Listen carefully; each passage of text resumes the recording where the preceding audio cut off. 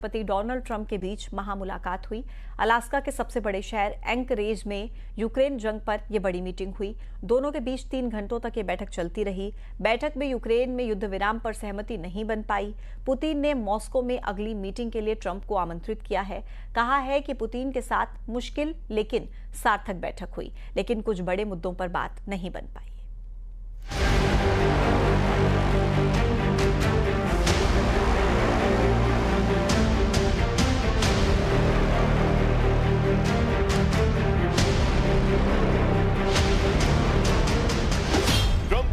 महामुलाकात, शांति पर अटकी बात।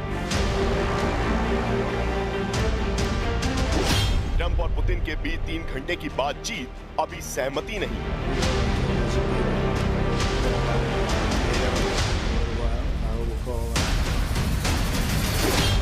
मॉस्को में अगली मीटिंग का सुझाव, क्या रूस यूक्रेन युद्ध पर बनेगी बात?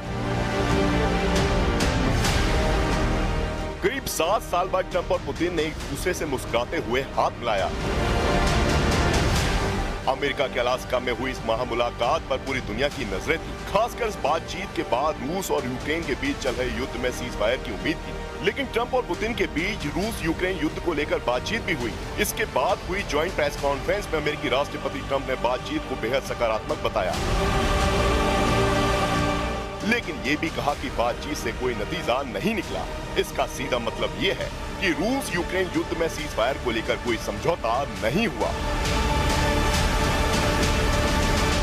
Very much, Mr. President. That was very profound, and I will say that I believe we had a very productive meeting. There were many points that we agreed on. Most of them, I would say, a couple of big ones that we haven't quite gotten there, but we've made some headway. So there's no deal until there's a deal.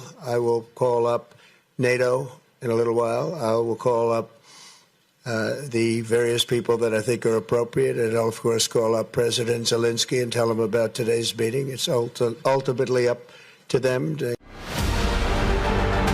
विश्व की 2 महाशक्तियों के राष्ट्रीय अध्यक्षों की इस महामुलाकात में रूस Ukraine युद्ध पर बातचीत भले ही सीज फायर के समझौते तक नहीं पहुंची, लेकिन रूसी राष्ट्रपति व्लादिमीर पुतिन ने कहा कि वो इस बात से सहमत है कि यूक्रेन की सुरक्षा सुनिश्चित की जानी चाहिए। And I agree with President Trump, as he has said today, that naturally the security of Ukraine should be ensured as well. Naturally, we are prepared to work on that. I would like to hope that the agreement that we've reached together will help us bring closer that goal and will pave the path towards peace in Ukraine. We expect that Kyiv and European capitals will perceive that constructively and that they won't throw a wrench in the works.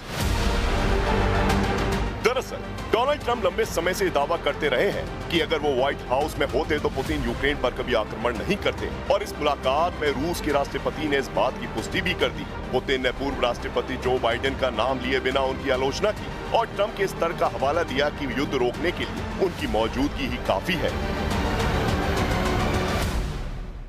Я помню, что в 2022 году, во время последних контактов с прежней администрацией, я тогда пытался убедить своего прежнего американского коллегу в том, что не нужно доводить до ситуации после наступления, которые могут наступить тяжелые последствия в виде боевых действий. И прямо сказал тогда, что это большая ошибка. अमेरिकी राष्ट्रपति Donald Trump से मिलने और बातचीत के लिए रूस के राष्ट्रपति व्लादिमीर पुतिन करीब 1 दशक बाद अमेरिका की जमीन पर पहुंचे। दोनों के बीच करीब 3 घंटे तक बातचीत हुई, जिसमें रूस यूक्रेन युद्ध में सीज फायर को लेकर कोई समझौता नहीं हुआ। लेकिन इस मुलाकात के दौरान रूस के राष्ट्रपति पुतिन ने ट्रंप को मॉस्को आने का न्योता दिया। इस बातचीत में बड़े मुद्दों पर सहमति की बात डोनाल्ड ट्रंप ने मानी है और पुतिन ने ट्रंप के शांति की पहल का स्वागत किया। यानी साफ है कि पुतिन और ट्रंप की मुलाकात हुई, लंबी बातचीत भी हुई, लेकिन बंद कमरे में हुई इस मुलाकात में यूक्रेन युद्ध विराम को लेकर कोई ठोस निष्कर्ष नहीं निकल सका है।